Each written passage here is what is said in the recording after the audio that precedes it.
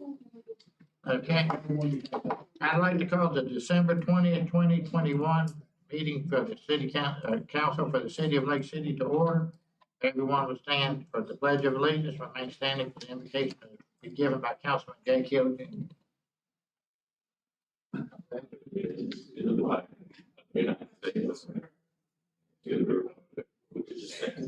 One nation, indivisible, liberty and justice for all.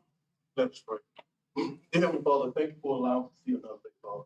Dear Heavenly Father, we ask that you continue to guide us and lead us in the way that you would have us to go, Father. Now, Father, we ask that you just look over this meeting, look over everyone upon my report, Father. Bless them in the way that they need a blessing, Father. In Jesus' name we pray. Amen.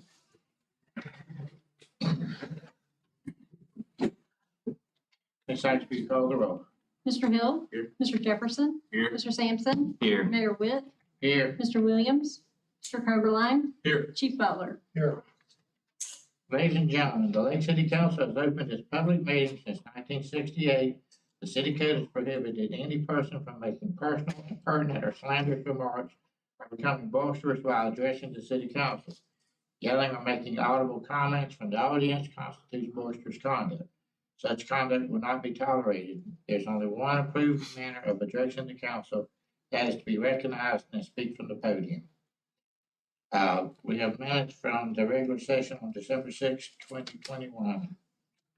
Mr. Mayor, make a motion to approve minutes from December 6, 2021. So, Motion and second to approve the minutes published. All in favor, say aye. Aye. Opposed? Next is approval of the agenda. Move approve the agenda published, Mayor. Second. Motion and second to approve the agenda published. All in favor, say aye. Aye. Opposed, like sign. Okay, next is persons wishing to address council. I have one, Mr. Warren. Now, I got one too. Okay, may I approve minutes? sure. All right.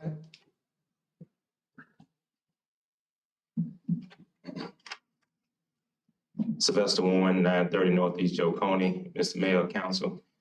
Thank you for giving me a few minutes. I got quite a few things I want to say that I'm going to get out of here. I got some other things to attend to, Mayor, so I appreciate you being considerate and giving me a few more minutes to speak on what I got to say. The last time I was here, Mayor, standing before you and the council was on December the 15th.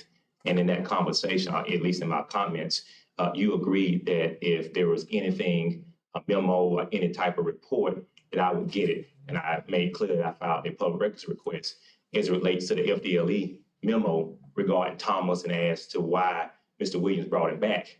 And I was clear in my comment, and you were clear in your response to me, and you told me if there's anything there, I could get it. And it was my understanding when I left that meeting that I would get it. However, in my public records request response from Ms. Sykes, I was given an exemption and a confidential response. And so I know there's a memo that exists. And so I'm trying to find out, why is there a lack of transparency? And why am I not able to get things that I should be able to get from the clerk's office, no matter what department it comes from? And this is what leads to the clashing between others, myself, and the council, and sometimes yourself, Mr. Mayor, is when we're communicating one thing, and then once we leave, people get together either in public or behind our backs and discuss that it's not a good idea to give certain citizens what they want or what they need. And you guys are accountable to the citizens. And I'm not asking for anything other than public records requests of what was publicly given to y'all from FDLE. And I'm still lost as to why I don't have it. Am I gonna get it, number one? I spoke to Tommy Reeves, which is my attorney. He's the Madison County attorney for the county. And he told me to be polite and say, hey, look, are y'all gonna give it to me? Or will he have to litigate with y'all through the courts to give me what I need? I'm not familiar with the status. Is there some reason it's not being released, or I don't know. Nobody's told me one way or the other. I just said that anything that's public, available for public request would be like anybody else. So I don't know if anybody that's holding something up because of you. I don't know what. I'm telling you, Mayor, I mean, I've gotten my attorneys involved and I need to know whether or not I make the phone call in the morning and we do a public records request lawsuit, which I think that we're gonna be victorious if y'all got a memo that's floating around. Mr. Carolina, you familiar with the status of it and what? I'm not familiar with the status of the processing of the request. I can tell you that the clerk and I spoke about this last week. I don't want to talk about what is available or is not available because I'm not fully aware of what is available in the city's possession at any one time. Right. And the memo or report or document that's been requested may be exempt. Whether it's exempt or not depends on whether or not the investigation has concluded. I'm talking about the city's administrative internal investigation, Right. not an outside investigation or not. Again, I don't know what records the city is in possession of, and I don't know the status of the internal city investigation over Mr. Henry and his position. And nobody else has gotten it. It hasn't been released to anybody else. What I know is based on discussion with Ms. Sykes last week, and I have not had a conversation with Mr. Williams or HR or anyone else that might be involved in the city's processing of an employee investigation. Okay. I I don't- didn't see why I didn't, but I mean, I'm saying that if anything's available to the public, you ought to get it as quick as anybody can. Smith, I just want to be clear, how much more time I need to give you? I'm gonna get the public records request if I got to sue you to get it. I mean, I just I think. don't think, because I've got to, what he just said, if it's exempt and there's a, Oh, he didn't say it was exempt. He said that if a internal investigation and that you know of, and Mike Williams did not confer, that there's any internal investigation, meaning the city is doing an investigation on Thomas Henry. Thomas Henry is back at work. So evidently y'all have no city investigation going on administratively with him. Otherwise, he wouldn't be back. if it's available to be released to the public, I will see that you get it. If it's not available, then I'm I fine. mean, I'm good with that. What's our time frame, buddy? Like, when do we get to? I'll look into it tomorrow. Okay, and then you'll get back with me. Yeah. Okay, thank you, that's all. Okay, Mr. Bowden.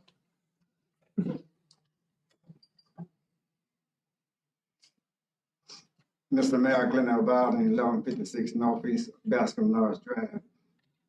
Tonight, Mr. Mayor, most of my comments are going to be directed towards you because you're the leader of the city.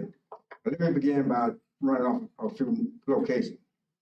Cedar Park, Animal Park, Young's Park, Montana Street, Martin Luther King Street, Furnace Street, street near Richardson Gym, Sam's Court where the first black city councilman lived, Windsong Apartment, street behind Save-A-Lot, area near Old Chestnut, Caesar Funeral Home, apartment complex near the middle school. Mr. Mayor, these are locations within the past 2 to 3 years, and in most cases in the last 6 months, that some young black person have died in this city as a result of gun violence. I don't know if you're aware of it or you've been following it, but we got a crisis. We do. Oh, I'm glad you said that. Then it's gonna be a little bit easier for the rest of this conversation. It is my considered opinion, Mayor, that in your position, you might want to consider declaring a public safety or gun violence emergency for the city of Lake City. I don't know what the parameters to make that happen. I don't know if the police department needs some more additional funding, but I know one thing that's not working in our community. Prayers and thoughts, that's not doing it. Waiting on the community to come up and help, that's not doing it. I understand, Mr. Mayor, that there's some crime that will never get solved. And there's some crime we absolutely need some public participation. But I also know there's some crimes being solved in Gainesville, we got a gun problem. Jacksonville, that's solved without public participation, without community participation. So I'm of the opinion, and others got the same view. I'm not sure that the city police department, and the sheriff department, is doing all they can to combat this crisis in our community. I'm here tonight, I'm really upset. I'm upset because the last killing took place in an area where some relatives live. Then on Saturday night or Sunday night, whichever night it was, all this happened so fast, I get a call from my daughter. I run down there right across the street. Both of my granddaughters, their bedroom windows trust Martin Luther King. Bullets flying everywhere. Now, something got to happen there. You know, I understand that, I sure that Councilman Jefferson is aware, he got one of the areas happened right down the street from him. I know Mr. Hill is aware, but you the mayor. If you bring it up, then it's got to have some discussion. This private conversation, Mr. Jefferson, Mr. Sampson, Mr. Mayor, Mr. Hill, that don't work. There needs some public attention need to be brought to this. Or I talk to the police chief in private. I don't give a D. Put some public pressure, Mr. Mayor. People are dying. Right now, give me a couple seconds, please. Okay. Right now, it's holiday season. You ride down Mustard King, ride down Watt Street, Long Street, a firecracker go off. Just a firecracker. And people ducking and hiding and looking. It don't make no sense, man. People cars getting shot up. There's technology out there for the police department to employ. If they need some money, this department, this city council be willing to come up with some additional funds. If you need some investigating staff, fund it.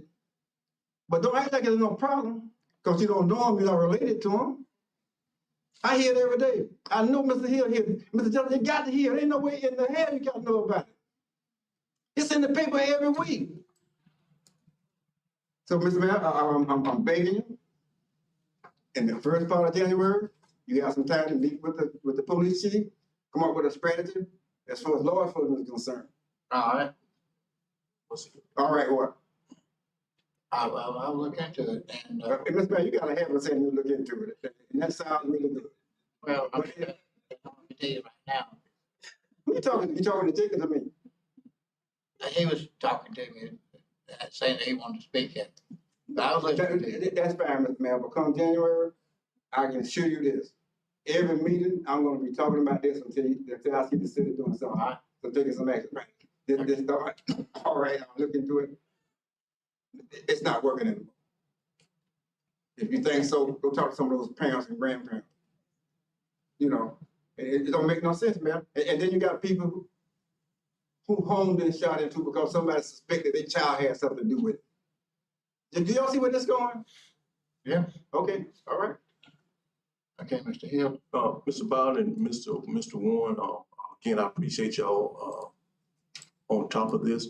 But just since I've been here tonight, Police Chief, Chief Butler, would you mind come up and sharing with what you shared with me to the public?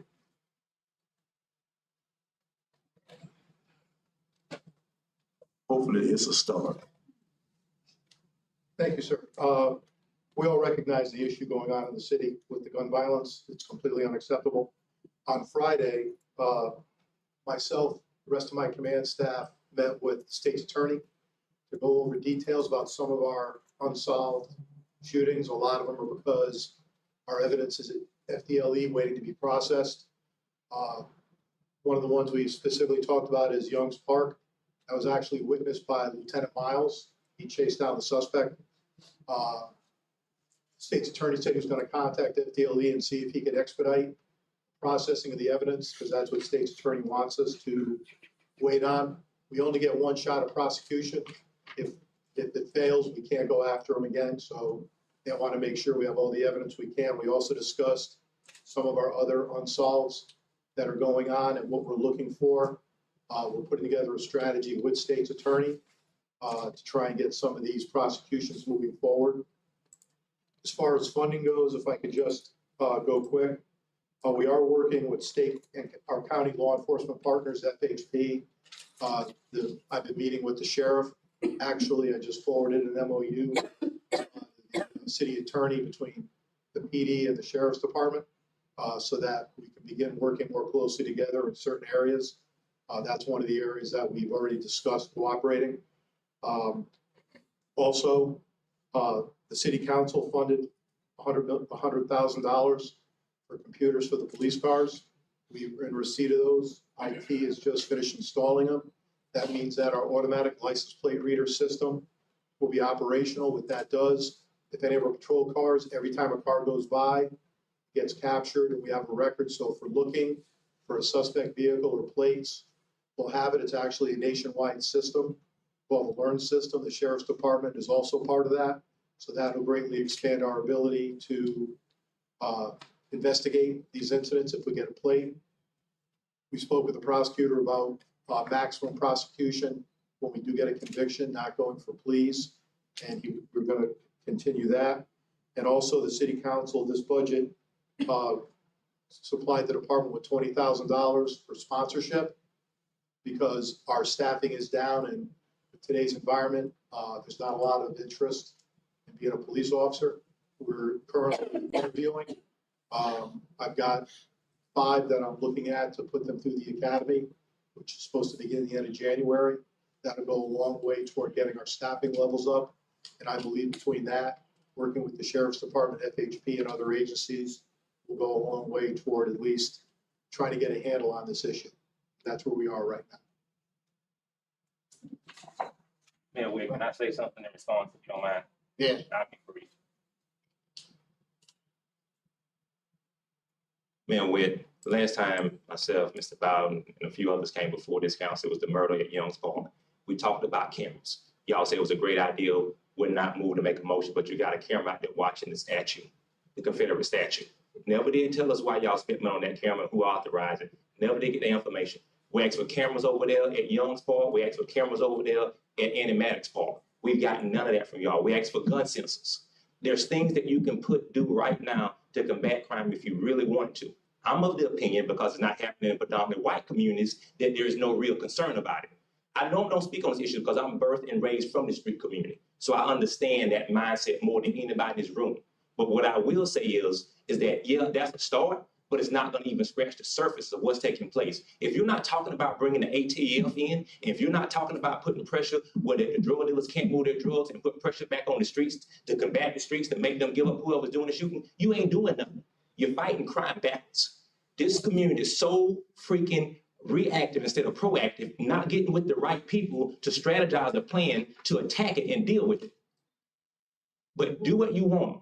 If you don't make a move, it's on you. Because I'm telling you right now, if you don't put no public interest in this, it's going to be a long suffering process for the Black community. Now, I do not understand this slow response to move on a human crisis. I do not get it. Everybody should be fed up, whether it's your child or not, because it could be your child next. And what if people like myself was on social media, you would have a fit if I was telling my community, hey, move it to your community. Move the violence to the white community. But I'm not doing that. We're coming up here and we're appealing to the people who we put in place that are supposed to be policymakers to do the right thing, man. This ain't no hard job to do. To call on your police chief and to call on other people, no matter how many people get involved, to do the right thing. Combat crime the right way. I do want us to get cameras. You want us to get cameras up, make a motion. Stop saying you want, I've seen you make a motion to put Stephen Douglas in office, but you won't make a motion for cameras. People getting killed, so man just want to sit in that chair. We need to put it on the agenda to look into it and get the Man, I'm telling you, I'm not just about it. Stop telling me to look into it. Do some action. I'm telling you, don't talk that to Mr. Bowden. I am tired of you gonna look into it. You have the ability to make a motion, Mr. Mayor. Not on the agenda. I understand that. You can place it on the agenda and make a motion, but stop talking about looking into it. Another person be done died by then. Okay. Moving on, presentation, certificate of appreciation for Founder's Day event, Dr. Chris Essing.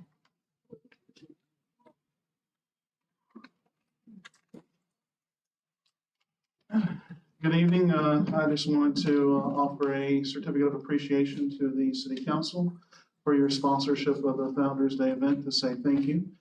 The event was a success, I think. Well, I don't want to say that, but I've heard that from much of the community. It was a nice turnout, and it was a wonderful day. Many different civic organizations were involved, and from each of their feedback, they all had fun. It was an enjoyable event. And I think it was a wonderful way to celebrate the 200th anniversary of Lake City and Columbia County. We finished the day with a wonderful dance, and largely thanks to Mike Williams. He bought one of the cakes, and I think Terry Phillips bought the other cake. Those cakes could feed 200 people each, and they were both gone by the end of the night. So there was a lovely turnout for the dance, and of course we had a large firework, probably the best fireworks show I've seen in Lake City and Columbia County. that's largely thanks to Leela Parton who did it, and it was her last fireworks show, so she wanted to put on a good event. So I do thank you for your sponsorship, because without it, ultimately, it couldn't have happened, simply because paying for each of the venues would have been beyond the budget. So I do want to thank you. I want to give you certificates, and I also want to give you a poster of the event. I'm also going to give you a little bag, and the little bag, it has different postcards that were made, has a button and stickers, and just to say thanks. So.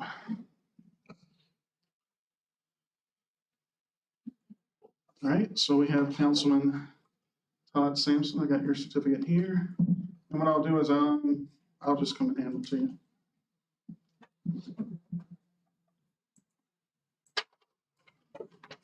I want to say we ought to be thanking you because you put in a lot of work and effort and brought the community together to put on that event. And it was incredible. I went to quite a few of your meetings and I've seen how hard you worked to bring everybody, and I want to thank everybody that did participate. Well, thank you. And I have to say it was the 20 civic organizations that really stood out and helped to make it a success. So when you can bring that many civic organizations together, what's amazing is that they went beyond any of my expectations of what could be accomplished. And I think that's important when you get volunteers together that are willing to work together. They do amazing work. That's right. I got Mike Williams on this list. Okay.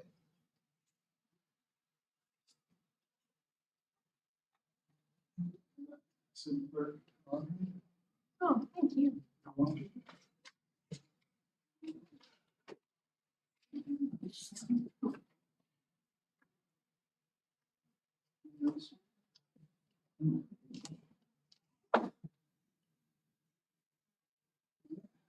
Councilman Eugene Jefferson. Thank you so much. Thank you.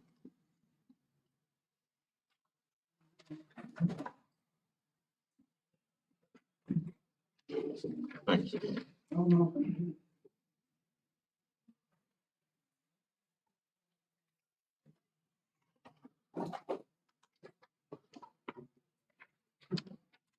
Oh, I think that's just the rapid attention.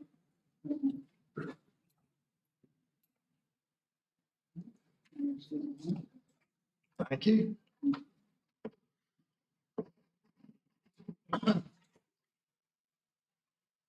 Thank you.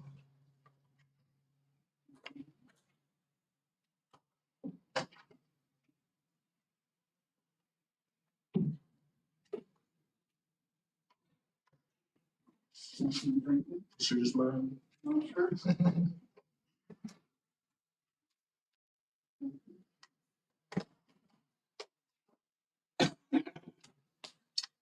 And Fred, well, office match for that this morning. I didn't have your, Yeah. but I am very grateful and, thank you for everything. Thank you. Thank you for your help. Chris, we had an idea that we'll all come out here and get Do pictures you want made. them with their certificate or their posters? All right. Yeah.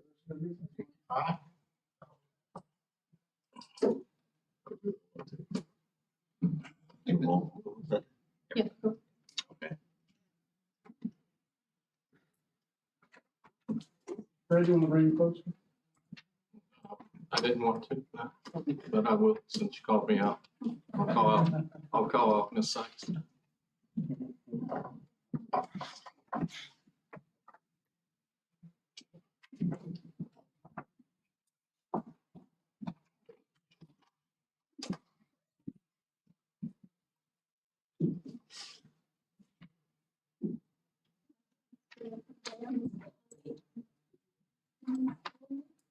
It's probably like 3 pictures real quick.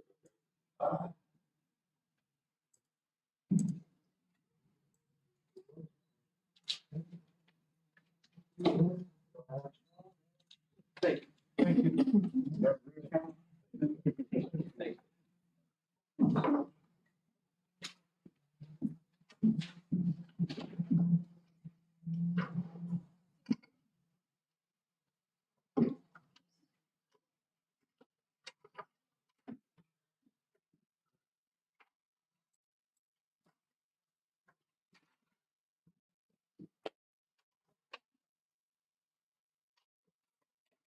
Okay, we'll move into, old business. We have, open a public hearing on ordinance, number 2021-2210 on final reading. Mr. Carolina, if you read that by title. An ordinance of the City Council of the City of Lake City, Florida, amending Article 18 of the Code of Ordinances, providing for amendments to sections 18-82 and 18-83 of the Code of Ordinances, providing for the enforcement of aviation regulations, providing for codification, providing for severability, providing for conflict, and providing for an effective date, period. Okay, anybody in the audience wish to speak for or against this ordinance? If not, we'll close the public hearing and move into adoption of, City Council Ordinance 2021-2210. Mr. Mayor, move for the adoption of ordinance number 2021-2210 on its final reading. Second. We have a motion and a second. Any discussion? Ms. Sykes, will you call the roll? Mr. Jefferson? Yes. Mr. Sampson? Yes. Mr. Hill? Yes. Mayor Whit? Yes. Okay, next we have discussion possible action fire pension board appointee. Still don't have anybody that I'm aware of. Need to keep looking. Memorial Stadium update, who's gonna give that?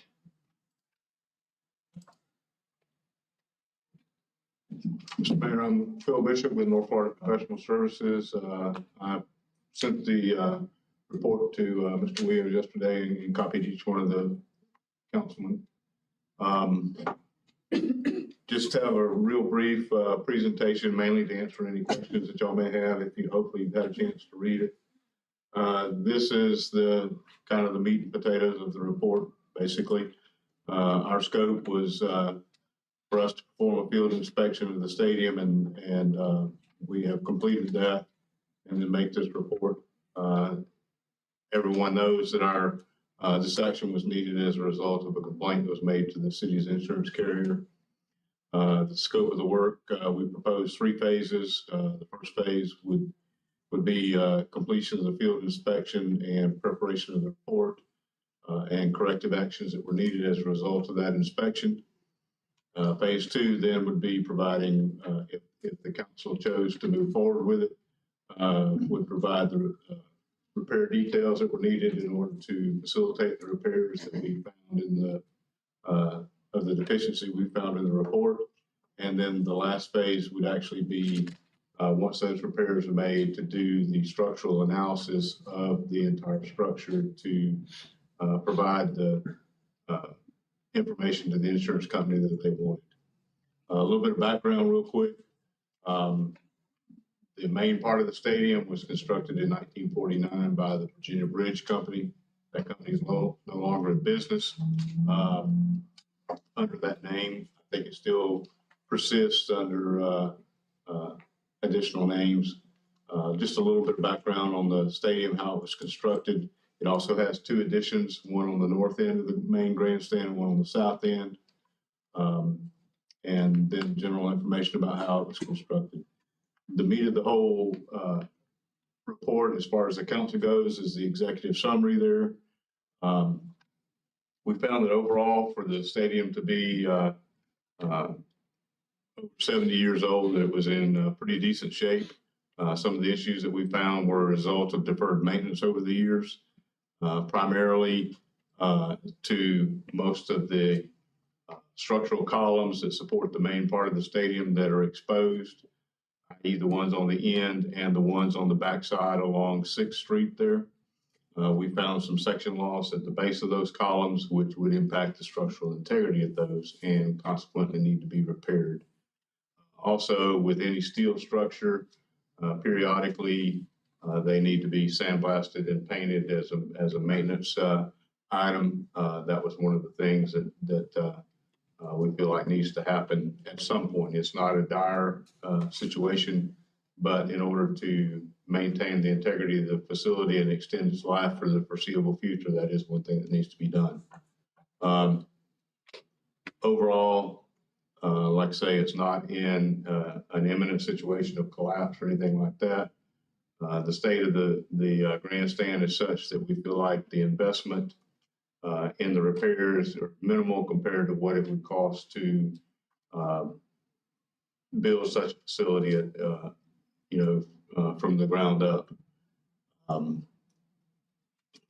Our best guess, and it is a guess at this time because of the climate that we're in when it comes to construction and materials, the main work that needs to be done in order to provide the release to the insurance company and for the facility to be open and used by the public again, we estimate somewhere in the neighborhood of about $50,000. We also would recommend that over the next couple of years, that the council allocate money to have the stadium sandblasted and painted as part of the maintenance program, the ongoing maintenance program. So that's pretty much the meat of our report. I'd be glad to try to answer any specific questions any of the councilmen may have.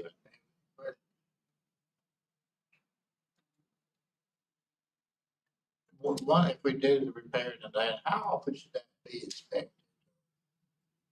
I think certainly not more than every 5 years. Typically, the Department of Transportation, and this is the closest thing that I can relate to it, is they inspect most of their structures every 24 months. So somewhere in that interval between 24 months and 5 years, I think you need to do an inspection of the facility. Now, like I say, the routine maintenance of the facility would certainly help along those lines. And the bulk of where the issues lie were at the base of these columns where they're exposed to rain. Dirt accumulates in there, it holds moisture, it's not cleaned out. That moisture attacks the steel and causes it to rust, and consequently over a period of years, 70-something years, we've had a number of those that have developed what we call section loss, which is, holes in the structure where the member has rusted completely through or has lost part of its original dimension. And that's just from the accumulation of water at those critical junctures. Mr. President. So the basic issue, what's caused this underlying problem is deferred maintenance not being done. That's right. That's our opinion, is that, you just have to, it's no different than at your home. You have to do some maintenance activities, some more frequently than others, but, it does require some maintenance to maintain a structure. That's right. And as it sits now, it's not in danger of collapse. No. Okay. No. I would like to see us move forward to phase 2 and allocate the funds. I know we need to do that when it's on the agenda. I think that will be a second, the next meeting, maybe we can have that on there where we're going to get the funds from if administration can come up with that. Right, and this is a good time because football season and all being over, we can get it done before next year. I'd like to see too, we go ahead and get an idea of the sandblasting and painting cost. I don't know if it's going to get any cheaper over time. And the sooner that's done, I noticed looking through the pictures, there's some good pictures there where they come together. You can see some surface rust coming through and things that if we go ahead and sandblast it, paint it now, it'll help with longevity. I mean, think about it, 3 years old. It's in pretty good shape, but it can last another 73 years. I think you're correct in that assumption there. Very good. Thanks for getting all that so good. Yeah, appreciate it. All right. Okay. Discussion and possible action planning zoning board. Came down, but I don't know.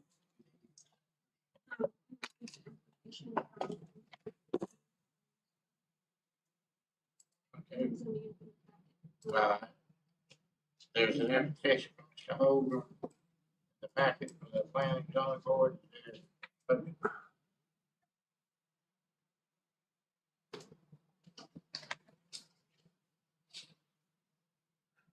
One.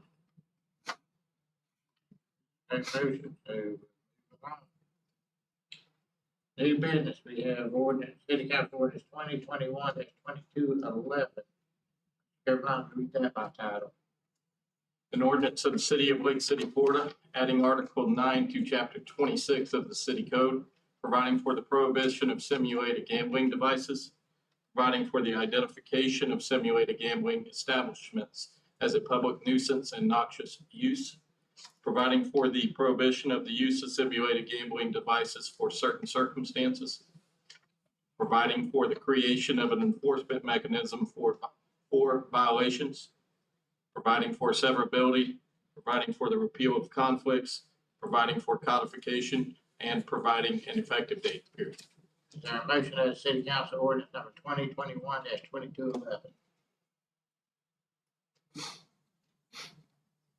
Mr. Mayor, I move for the approval of ordinance number 2021-2211. Second. The motion and a second, any discussion? Mr. Mayor, I have a question. When I was reading through here for simulated gambling, does that include those machines where people drop the quarters in and it pushes quarters out? That you normally find in like gambling places like at, on the ships and different places. Because I noticed a lot of gas stations have those that are in the city. And I just wanted to clarify if that's something that's in here because I can't tell by reading it. Mr. Caroline. The initial response to your question would be no. I remember those as like the bulldozer machines. Mm-hmm. And the definition for simulated gambling device would be a device that is available to play or operate a computer simulation. Okay. Okay, anything else? Ms. Hawks, will you call the roll? Mr. Jefferson, Yes. Mr. Hill, Yes. Mr. Sampson, Yes. Mayor Webb. Yes. Moving to resolutions, we have city council resolution 2021-188. Mr. Caroline, would you read that by title? A resolution of the City Council of the City of Lake City, Florida, authorizing the execution of amendment to a lease agreement with the United States Department of Agriculture Forest Service, providing for the incorporation of Executive Order 14042 and adequate COVID-19 safety protocols, and providing an effective date, period. Okay, is there a motion of the city council resolution 2021-188? Mr. Mayor, I move for the approval of resolution number 2021-188. Second. Motion and a second, any discussion? Ms. Hawks, will you call the roll, please? Mr. Jefferson, Yes. Mr. Sampson, Yes. Mr. Hill, Yes. Mayor Webb. Yes. Next, city council resolution 2021-189. Mr. Caroline, can you read that by title? A resolution of the City Council of the City of Lake City, Florida, authorizing task assignment number 6 to the continuing contract with Midtower and Associates Incorporated, a Florida corporation, providing for engineering services associated with the replacement of the supervisory control and data acquisition system at the St. Margaret's wastewater treatment facility, providing for a cost not to exceed $67,400.00, and providing for an effective date, period. Okay, is there a motion of the city council resolution 2021-189? Mr. Mayor, I make a motion for approval of City Council Resolution 2021-189. Second. Been a motion and a second, any discussion? Ms. Hawks, will you call the roll? Mr. Sampson, Yes. Mr. Jefferson, Yes. Mr. Hill, Yes. Mayor Webb. Yes. Okay, next is departmental administration, discussion possible action, reclassification of information technology director position. Matt, did you want to address Mr. that, Paul?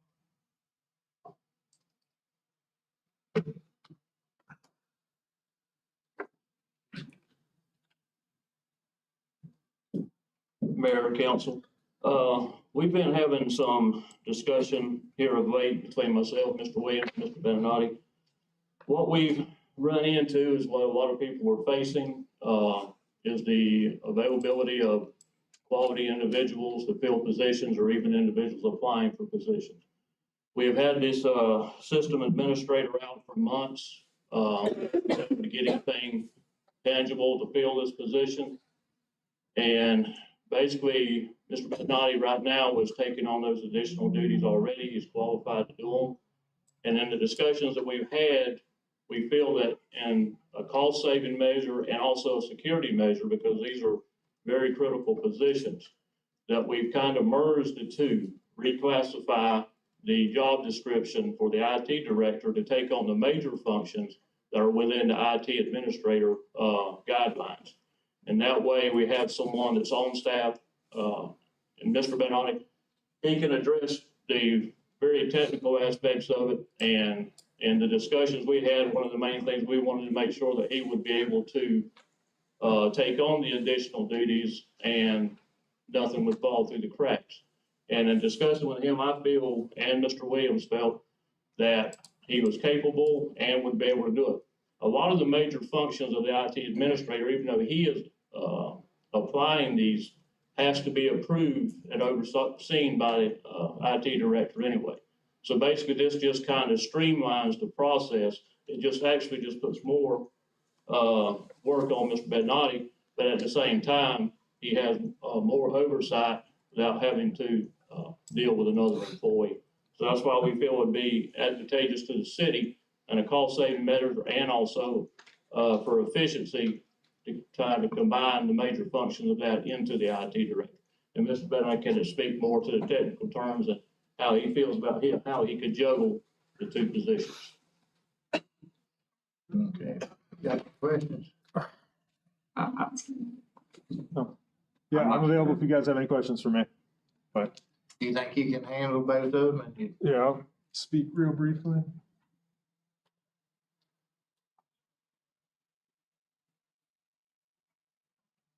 Yeah, the kind of reasoning for this wasn't for lack of trying on the city's part. We can't fill the position. The applicants we have gotten for the position have become less and less numerous over time, to the point that the last posting, when it closed, I had 2 applicants and neither of them were remotely qualified for anything in the IT department, let alone systems administration, security, anything like that. In terms of being able to handle the position, when I was originally brought on, it was with the understanding that we had a smaller IT staff, and at the time, we didn't have this position filled either.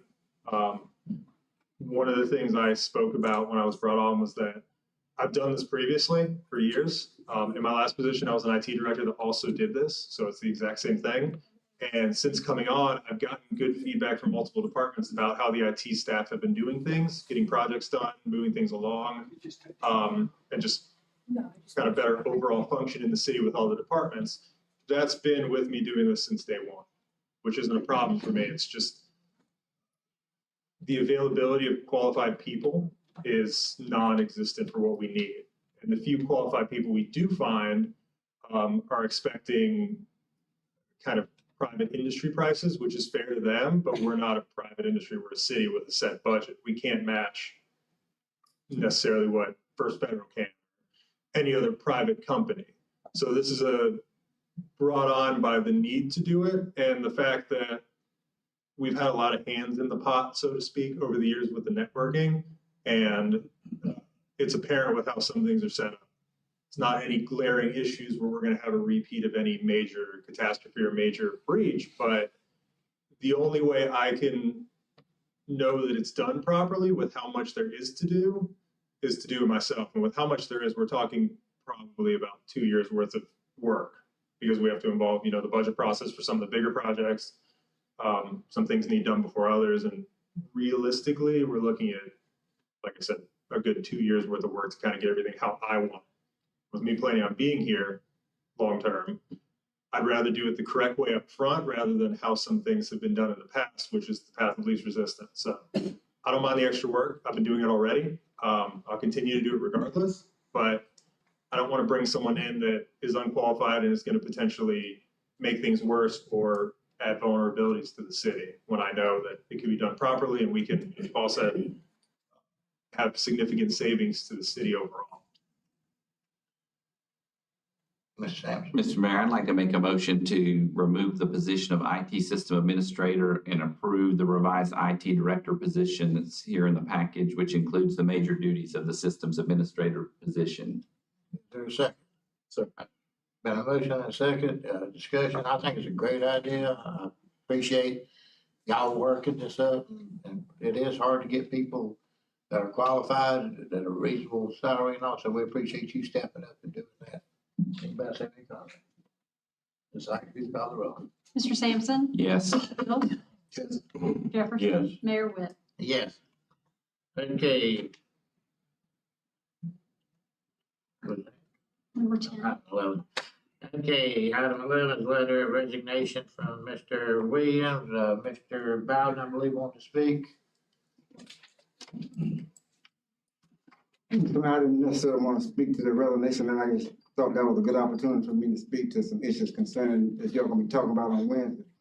At the meeting with the consultant, Mayor, I left the meeting somewhat concerned about she brought up questions. I would like to think, as a former city commissioner, as an employer of the city manager, that you all should be able to come up with your own questions. It's not as if you interviewing somebody to be the PE.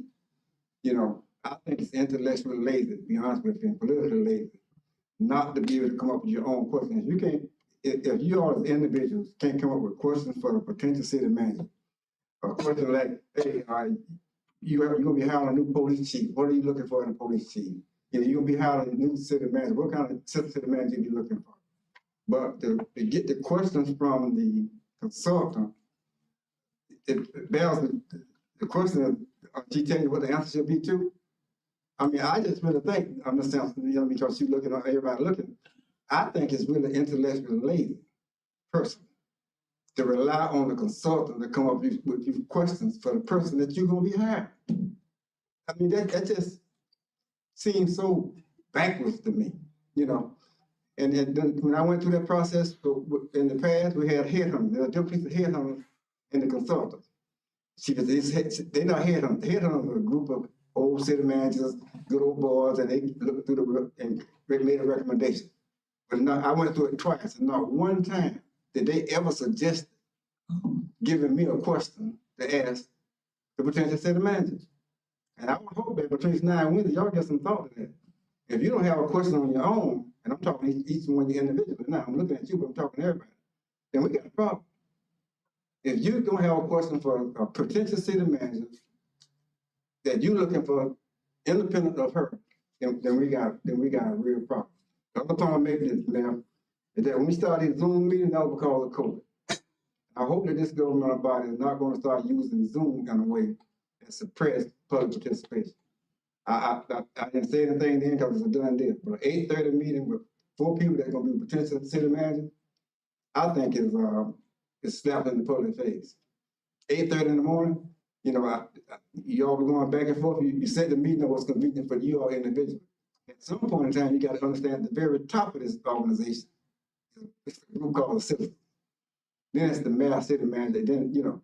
But if you're not going to do it with the idea that let's think about what's good for the public, just going to do it, well, can I make it? What my schedule look like? No. Find out what's good for your public around the time when the public is most available. But my main point I want to make to you that I'll be seriously disappointed if the only question you all raise on Wednesday morning will be the one that later presented to you. All right. Can I get a question on that? Yeah. I see Mr. Dial's name is up there tonight. Is Mike Williams gone now, or is he gonna be here until? He's ill today. Okay, so I don't know why Paul Dial's name is up there. Okay, that's fine. And as far as the 8:30 meeting on the city manager position, are you guys gonna be live here and have the Zoom on the screen? Yes. Yes. So that's gonna be a regular public meeting. Right. Except the candidates will be appearing by Zoom. Right. And they won't have the questions until after the first person has asked the question. Right. And do you know anything about this, what I would call the code of omerta, is what the mob does? This thing of this code among ICMA members. Some people call it the ICMA mafia, that they don't listen. Because I put in a public records request for these questions. Well, I didn't actually put in the request. I said I was thinking of putting in the request. And then the request showed up. And then we had the exemption.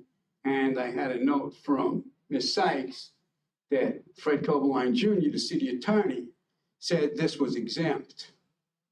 But this is not anything. The statute says exams and exams questions and answers. They're not taking an exam. And clearly, after the first person gets the questions, then everybody's going to know the questions, including the rest of the candidates. And I got to tell you something. If I was a candidate, I'd be listening to those questions. Anybody would be an idiot not to. They weren't. They shouldn't be the city manager. So again, I'm asking for the questions. Everybody should get the questions. And my suggestion is that all 4 of them are on the screen at once and you alternate the questions and you do it clean and above board instead of this lunacy by scheduling them at different times and expecting them by some sort of secret mafia code among city managers not to listen to the questions. I don't think any of you wouldn't listen to the questions. So I'm respectfully asking for the questions. You know, again, in public, even though I didn't ask for them the other day, got a little ahead of the curve. And I'd like to know a good reason, other than that exemption, which is ridiculous, why they won't be provided to everybody.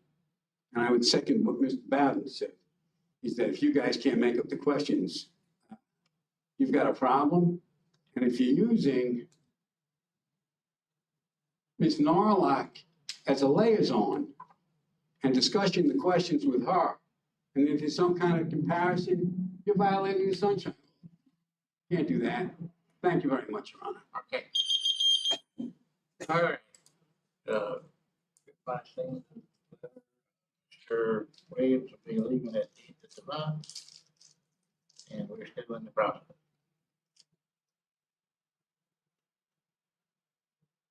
So, anybody got any suggestions?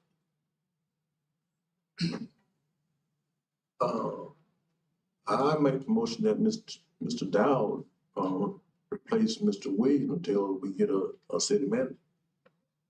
Motion, I say, Mayor, second. Mayor, Uh-huh. could we have a motion to appoint someone such as Mr. Dow and have that resolution on the Wednesday agenda? Don't see why we did. can you repeat what you just said? A motion to appoint someone such as Mr. Dow or anyone else and have the resolution appointing that individual on Wednesday's agenda. Yeah, Okay. I'm in my motion. Okay, and, Mr. Jefferson, second. I'll second. Further discussion? Mr. Mayor. Yeah. I think we'd be remiss if we didn't say thanks to Mr. Williams. I know he's out sick today, but he has done a fantastic job in the short time he's been here. He's been a good, steadying hand. I think going forward, hopefully everything comes out good with what he's going through, and definitely I'd keep him in your prayers for sure. Absolutely, yes.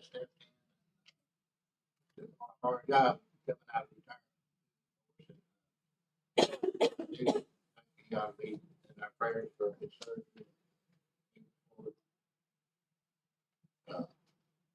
Job.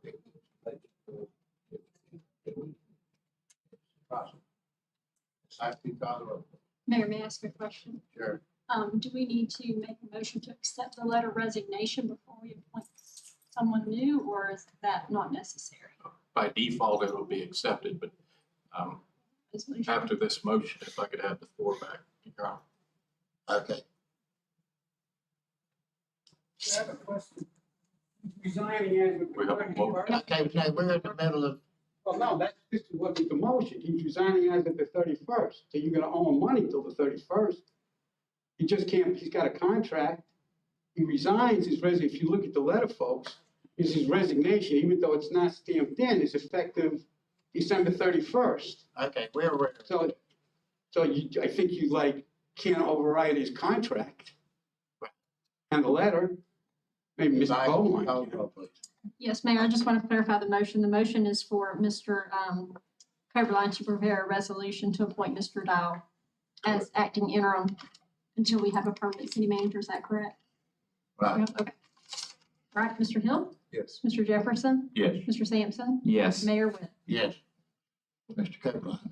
Your Honor, as the blogger often does, he read my mind. And so you all would give me some direction on what the effective date you would like of Mr. Dial's appointment. We'll put that in the resolution. That would be the final action. So we could have it December 31st, or we could have it sooner. Certainly could be sooner. Mr. Williams is not able to comply with the life or the term of the contract, so it would be voided. So if you want to keep it on December 31st or sooner, just let us know now, so we can draft an appropriate resolution. I would like to see it run through the 31st, because there's still some things Mr. Williams is Right. working on as well. Right, 31st is the appropriate date. Okay, anything else? All right, if there's nothing else, any comments of council? If everybody has a Merry Christmas, and we adjourned, and we will go into our special meeting in just a few minutes.